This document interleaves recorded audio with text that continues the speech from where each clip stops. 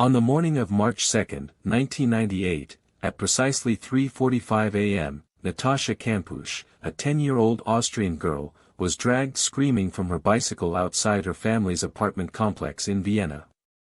Her kidnapper, Wolfgang Přiklopil, was seen yanking her off the bike, and she fought with all her might. The force of the abduction was so intense that it shattered a streetlight. Witnesses report hearing the girl's terrified screams echoing through the night.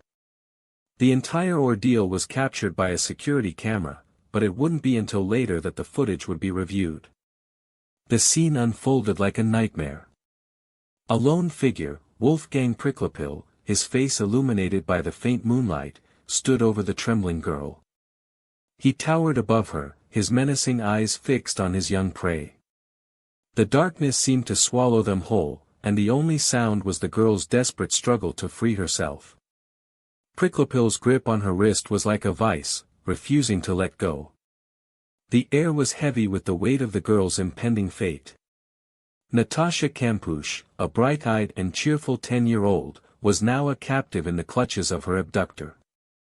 Her blonde pigtails hung loose, and her white t-shirt was stained with dirt and tears. Her eyes, once full of life and wonder, now shone with a mix of fear and despair. She wore a pair of worn-out sneakers, and her small hands were clenched into fists, trying to fight back. Her skin was pale, and her lips trembled with every attempt to free herself. The innocence of a child was about to be shattered. Witnesses reported hearing the commotion and described a frantic girl trying to escape her attacker. Some claimed to have seen Přiklopil yanking the girl into an alleyway. Neighbors were quickly roused from their sleep, but no one intervened, thinking it was just a parental dispute. The sounds of a scuffle and a muffled cry for help still lingered in the air. It was as if the world had turned a blind eye to the unfolding tragedy. Before we go further, hit subscribe and the bell. We post new cases every single day, and make sure to follow us on social media for the latest updates. Your support means the world to us, and we're grateful to have you on this journey with us. Let me take you back to the very beginning of this story. The Kampusch family, consisting of Brigitte Cerny and Ludwig Koch, was a loving and tight-knit unit. Natascha, their youngest, had 2 adult sisters and 5 nieces and nephews. Their home was filled with laughter and warmth, and Natascha's parents were devoted to their children. But amidst this happiness, a darkness was lurking, one that would soon shatter the family's tranquility. It's a story of survival, courage, and the human spirit's capacity to endure even the most unimaginable horrors. In the following chapters, we'll delve into the years of Natascha's captivity, exploring the intricate details of her kidnapper's motives and the desperate measures she took to stay alive. We'll examine the events leading up to her escape and the aftermath, including the tragic death of her captor. It's a tale that spans over 8 years, a journey of pain, resilience, and ultimately, triumph.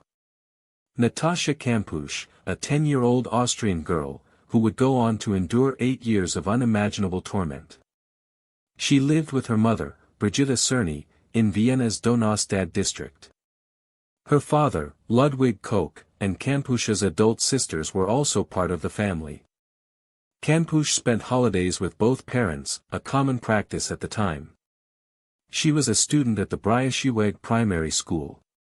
Wolfgang Přiklopil, Kampusch's kidnapper, lived about half an hour from Vienna in the Lower Austrian district. He was 24 years old at the time of the kidnapping. As a loner, Přiklopil worked as a technical draftsman, living a relatively quiet life. His apartment was located in a quiet neighborhood in the village of Grobming. He was known to be a bit eccentric and had few friends. Despite his unsettling demeanor, Přiklopil was a likable and relatable figure to those who knew him. Neighbors described him as friendly and polite, always ready to lend a helping hand. His appearance was rather unremarkable, with a thin build and unassuming features. This, combined with his quiet nature, made it difficult for people to suspect him of any wrongdoing. His ordinary appearance belied a sinister intent that would soon be revealed. Přiklopil's relationships with others were superficial at best, making it difficult for him to form any meaningful bonds. Those who knew him described him as lonely and isolated, with few close friends or acquaintances. As for his romantic relationships, there is little to no evidence of anyone close to him. Despite his isolation, Přiklopil did have a trusted friend who would often help him with small tasks. This friendship, however, would soon take a dark turn. Over the weeks leading up to the incident, Kampusch's parents noticed a change in her behavior, which they attributed to preteen angst. Kampusch's schoolwork showed a slight deterioration, but nothing out of the ordinary. Her parents were too preoccupied with their own problems to pay close attention to her struggles. Her mother was going through a divorce, and her father was often away on business. This lack of attention would prove disastrous in the days to come. The months before her kidnapping, Kampusch began to withdraw from her parents and friends, becoming increasingly withdrawn and isolated. At first, her parents thought she was just going through a difficult phase, but as time passed, they began to notice a change in her behavior. She would often get upset over small things, and her grades started to slip. Her parents tried to speak with her about her troubles, but she wouldn't open up about what was bothering her. This lack of communication would prove to be a fatal mistake. Kampusch's parents thought little of her withdrawal, assuming it was just a phase of growing up. They had their own problems to deal with, including a pending divorce. Kampusch's mother was struggling to cope with the stress of a new single life, while her father was preoccupied with work. At the time, they had no reason to suspect that their daughter was in any danger. As the days went by, Kampusch's behavior grew more and more erratic, but her parents remained oblivious to the danger lurking in their midst. The day before her abduction, Kampusch spent a holiday with her father, and after returning home, she packed her bags and prepared to leave for school. She left her house without incident, unaware of the tragedy that was about to unfold. Her parents were still at home, going about their daily routines, when the unthinkable happened. Little did they know, their daughter was being dragged into a minibus by her kidnapper. On that fateful day of March 2, 1998, the weather was clear, a typical Austrian winter morning with a chill in the air. Natascha Kampusch, a 10-year-old student, had left her family's residence in Vienna's Donaustadt district, heading to school. She had taken the bus to the corner of Bruckner Road and Hernelser Hauptstrasse, just a few blocks away from her home. The sun was shining down on her as she waited at the bus stop, waiting for the bus that would take her to Braunschweig Primary School. The streets were relatively quiet at that hour, with only a few people out and about. It was a busy morning for Natascha's family, as she had just returned from a holiday with her father, Ludwig Koch, the day before. Her mother, Brigitta Cerny, was preparing for work, not suspecting that her daughter's life was about to take a drastic turn. Natascha's stepfather had been at work for hours, and her two adult sisters were either at work or school.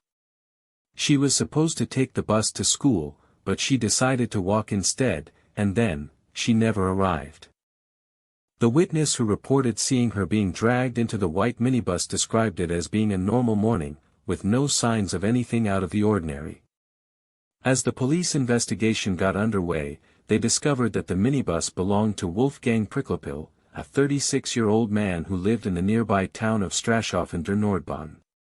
At first, he denied any involvement in the kidnapping, claiming that he had been alone at home that morning. However, when questioned further, he admitted to picking up a child from the bus stop, but claimed it was in connection with a work project. He took her to his home, and then to the secret cellar hidden underneath his garage. The cellar had no windows, and was equipped with a narrow flight of stairs leading down to a small steel hatch. The most shocking thing about this crime is that for 8 long years, Natascha was trapped in that cellar, with no contact with the outside world. She was fed, clothed, and given a place to sleep, but was not allowed to leave. She was subjected to a strict routine, with no freedom to make her own decisions. This is a crime that has left us all speechless, and wondering how one person could do such a thing to another human being. The police first responded to Natascha Kampusch's disappearance by launching a massive search operation. They scoured the streets of Vienna, distributed flyers with her photo, and questioned witnesses. A massive effort was made to locate Kampusch, with 776 minivans being examined in a matter of just a few days. Despite the extensive search, no sign of Kampusch was initially found, leaving the police and the public with little to go on. Frustration was growing as the days turned into weeks with no lead on the missing girl's whereabouts. The key piece of evidence that changed everything was Wolfgang Přiklopil's white minibus. It was discovered to have been parked outside Kampusch's grandmother's house the day of the kidnapping, and Přiklopil was a frequent visitor there. However, initially, both the police and Přiklopil himself downplayed the significance of the minibus, and he claimed to have been using it to transport rubble from his home construction. As the search for Kampusch continued, investigators began to take a closer look at Přiklopil and his alibi. It soon became clear that Přiklopil had a suspiciously good story about his alibi for the day of the kidnapping. The main suspects in the case were Kampusch's family members, and speculation about their involvement in the girl's disappearance quickly spread. Accusations were made against her parents, with some even suggesting that Kampusch's disappearance was a staged hoax. Kampusch's father was questioned multiple times by the police, but he maintained his innocence throughout the ordeal. The pressure was mounting on the family as the public and the media scrutinized their every move. It was a difficult time for the family, and the accusations only added to their distress. The red herring in the investigation was the lead about child pornography rings and possible links to the crimes of French serial killer Michel Fourniret. Investigators initially investigated this lead, but it ultimately proved to be nothing more than a distraction from the real case. The speculation about Fourniret was sparked by the fact that Kampusch had carried her passport with her on the day of the kidnapping, which led some to believe that she may have been taken abroad. The police even extended the search to Hungary and other Eastern European countries, but it was all for nothing. The diversion wasted valuable months of the investigation, and it's a shame that so much time and resources were spent on a dead-end lead. As the police investigation into Natascha Kampusch's disappearance reached a dead end, a shocking discovery would finally bring the truth to light. Unbeknownst to everyone, Wolfgang Přiklopil was not only the mastermind behind the kidnapping but also Natascha's obsessive stalker. He had been monitoring her every move, following her to school, and even intercepting her family's messages. Přiklopil's intentions were far from simply holding her captive for ransom. He had become fixated on Natascha and desired to keep her as his own. The evidence of Přiklopil's fixation was overwhelming, and his online activities revealed a disturbing pattern of surveillance and stalking. He had been tracking Natascha's family movements for months, and his online searches showed he was researching abduction techniques and escape routes. Přiklopil had carefully planned and executed the abduction, using his minibus to transport Natascha to his secret cellar. He had also been using his online alias to spread false rumors and misinformation to throw the police off his trail. The more the police dug into Přiklopil's past, the more it became clear that he was a calculating and sinister individual. After a lengthy investigation, Přiklopil was charged with kidnapping and held in prison. However, due to Austria's strict bail laws, he was able to maintain his freedom. On the day of Natascha's escape, Přiklopil realized he had been discovered and fled to the train tracks, where he took his own life. Natascha, meanwhile, was finally free and began the long process of rebuilding her life. She wrote a best-selling book detailing her ordeal and went on to become a successful author and talk show host. Natascha's case left a lasting impact on Austria and the world. It raised awareness about stalking and the importance of online safety,